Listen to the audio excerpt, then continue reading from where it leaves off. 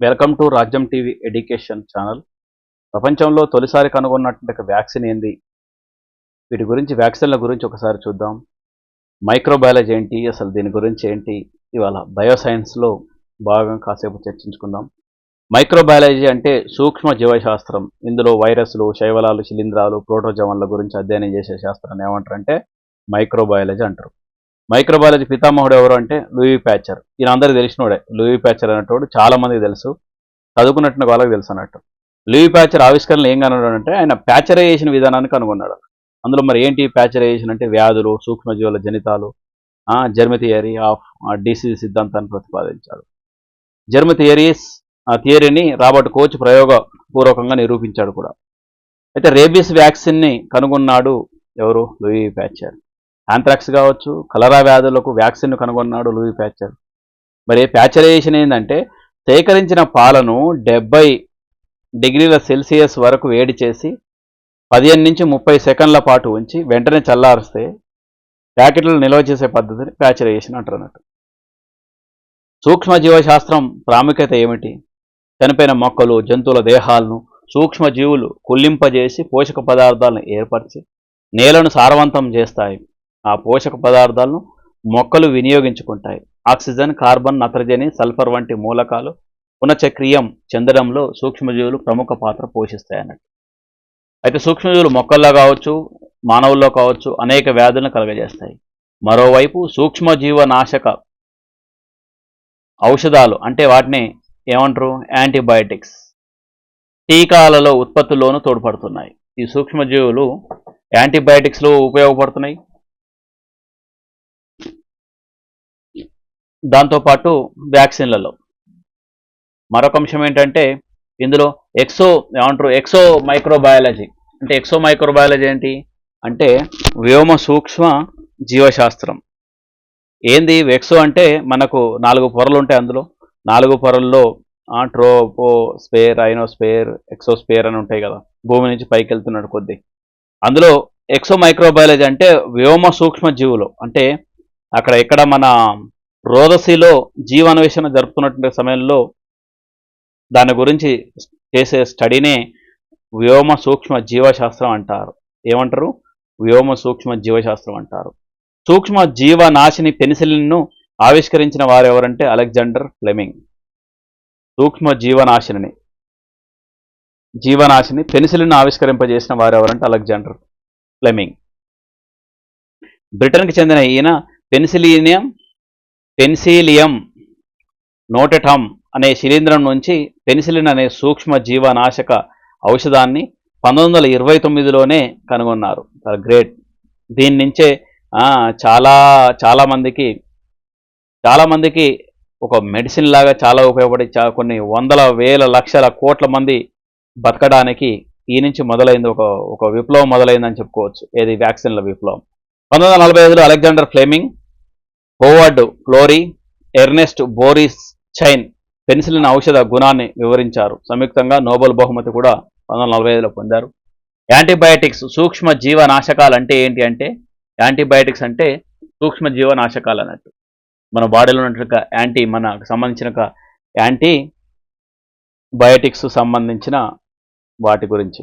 రోగకారక సూక్ష్మజీవులను bacteria కావచ్చు, వైరస్లు, శిలీంధ్రాలు నిర్మూలించే మందులను యాంటీబయాటిక్స్ అంటారు. ఏంటి యాంటీబయాటిక్స్ అంటే రోగకారక సూక్ష్మజీవులు ఉంటాయి మన బాడీలో. అందులో ఏంటి? బ్యాక్టీరియా కావచ్చు, వైరస్ కావచ్చు, శిలీంధ్రాలు కావచ్చు. బ్యాక్టీరియాలు, వైరస్లు, శిలీంధ్రాలు నిర్మూలించే మందులను యాంటీబయాటిక్స్ అంటారు. మొట్టమొదటి యాంటీబయాటిక్ పేరేంటంటే పెనిసిలిన్ అన్నట్టు. ఇప్పుడు రకరకాల యాంటీబయాటిక్స్ వచ్చినాయి. ఒకప్పుడు యాంటీబయాటిక్ ఏంటంటే పెనిసిలిన్. దీన్ని వండర్ డ్రగ్ అంటారు. అట్లా అది చూసిరా, యాంటీబయాటిక్ లేదంటే పెనిసిలిన్కి ఉన్నట్టు మరో పేరు ఏంటంటే వండర్ డ్రగ్. సర్వరోగ నివారణ అని కూడా పిలుస్తారు. చాలా గ్రేట్. నేను కూడా చిన్నప్పుడు వేయించుకున్నా పెనిసిలిన్ అనేది చాలా వండర్ఫుల్ యాంటీబయాటిక్స్. ఇది యాంటీబయాటిక్ పితామహుడు అని ఎవరిని పిలుస్తారంటే అలెగ్జాండర్ ఫ్లెమింగ్.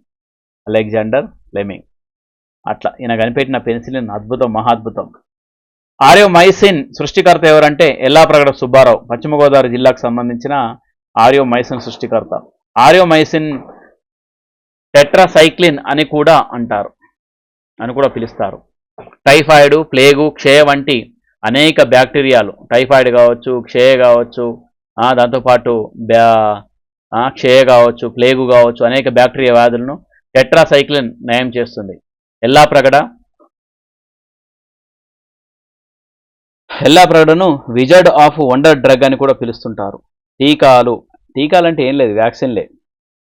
చంపివేసిన లేదా బలహీనపరిచిన సూక్ష్మ జీవులు గల మందుల్నే టీకాలు లేదా వ్యాక్సిన్లు అంటారు.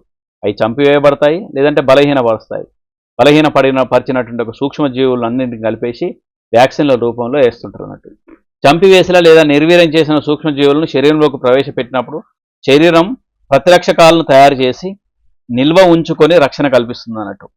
అట్లా ప్రవేశపెట్టినప్పుడు అవి శరీరంలో ప్రతిరక్షకాలను తయారు చేసి నిల్వ ఉంచుకొని రక్షణ కల్పిస్తుంది ఎప్పటికీ కొన్నేళ్ల పాటు. ప్రపంచంలో తొలిసారిగా కనుగొన్నటువంటి వ్యాక్సిన్ ఏంటంటే స్మాల్ పాక్స్ వ్యాక్సిన్. మసూచి వ్యాధికి ఇది కనిపెట్టారు 1796లోనే. అప్పట్లో అమ్మతల్లి పోసిందని అంటుంటారు కదా, అది. ఎడ్వర్డ్ జెన్నర్ దీన్ని కనుగొన్నారు. స్మాల్ పాక్స్కు ఎడ్వర్డ్ జెన్నర్ దీన్ని కనుగొన్నారు. ఇతని వ్యాక్సిన్ పితామహుడు, అసంక్రామ్యత అంటే ఇమ్యూనిటీ పితామహుడు అని కూడా అంటారు. ఇమ్యూనిటీ పితామహుడు అయినా వ్యాక్సిన్ పితామహుడుని ఎవరిని అంటారంటే ఎడ్వర్డ్ జెన్నర్ అంటారు. ఎందుకంటే ఈయన మొదట స్మాల్ పాక్స్కు వ్యాక్సిన్ కనుగొన్నాడు కాబట్టి. ఎప్పుడు 1796లోనే. అట్లా వ్యాక్సినేషన్ అంటే ఏంటంటే చంపిన లేదా బలహీనపరిచినటువంటి వ్యాధికారక జీవులను శరీరంలోనికి ప్రవేశపెట్టడాన్ని వ్యాక్సినేషన్ అంటారు అన్నట్టు. వ్యాక్సిన్ పదానికి మూలం ఏంటి, దాని అర్థం ఏంటంటే వ్యాక్సిన్ అనే పదం వాకా అనే లాటిన్ పదం నుంచి వచ్చింది. వాకా అంటే ఆవు అని అర్థం. చూసిరా, ఎక్కడ పోయినా ఆవు ఎంత గొప్పదో. వ్యాక్సిన్కి కూడా అర్థం ఏంటంటే ఆవు అనే అర్థం అన్నట్టు. వాకా అంటే పోలియో వ్యాధికి అందుబాటులో ఉన్న టీకాలు. పోలియో టీకా జోనాస్ సాక్ 1952లో పోలియోని కనిపెట్టారు. పోలియోని ఓరల్ పోలియో వ్యాక్సిన్ అంటారు. పోలియో చుక్కల మందుని oral polio vaccine. Albert Sabin 1950లో దీన్ని తీసుకొచ్చారు. అంతకుముందు పోలియో టీకా ఉండేది, ఆ తర్వాత ఓరల్గా కూడా వేయటం మొదలుపెట్టింది. 1950 నుంచి ఓరల్ కూడా వేయటం తీసుకొచ్చారు. ప్రపంచవ్యాప్తంగా నిర్మూలించిన వైరస్ కారక వ్యాధి మసూచి, దాన్నే స్మాల్ పాక్స్ అంటారు. ప్రపంచవ్యాప్తంగా నిర్మూలించిన వైరస్ కారక వ్యాధి అని చెప్పుకోవచ్చు. అట్లా మరొక అంశం ఏంటంటే పోలియో వ్యాక్సిన్ కనుగొన్నది ఎవరు ఇందులో? బాంటింగ్, కేథరిన్ ఫ్రాంక్ ఎవరు కాదు, అలెగ్జాండర్ ఫ్లెమింగ్ కూడా కాదు, జోనాస్ సాకు. ఎవరు? జోనాస్ సాకు. దాంతోపాటు సూక్ష్మ జీవనాశిని పెనిసిలిన్ను కింది వారిలో దేని నుంచి ఉత్పత్తి చేస్తారు? బ్యాక్టీరియా, ఫంగస్, బూజు. పెనిసిలిన్ దేని నుంచి తయారు చేస్తారంటే ఫంగస్, బూజు నుంచి తీసుకొస్తారు అన్నట్టు. అట్లా ఫంగస్, బూజు నుంచి. ప్రపంచంలో మొదటి యాంటీబయాటిక్ ఏంటి? ప్రపంచంలో స్ట్రెప్టోమైసిన్, క్రోసిన్, దాంతోపాటు quinine, penicillin. Answer is penicillin. ఇక్కడ బూజు. భారతదేశం తొలిసారిగా జన్యుపరంగా తయారు చేసినట్టుగా వ్యాక్సిన్ ఏంటి? దీని ఏమంటారంటే హెపటైటిస్ బి ఏదో ఉండేది, శాంతాబయటే కనిపెట్టింది.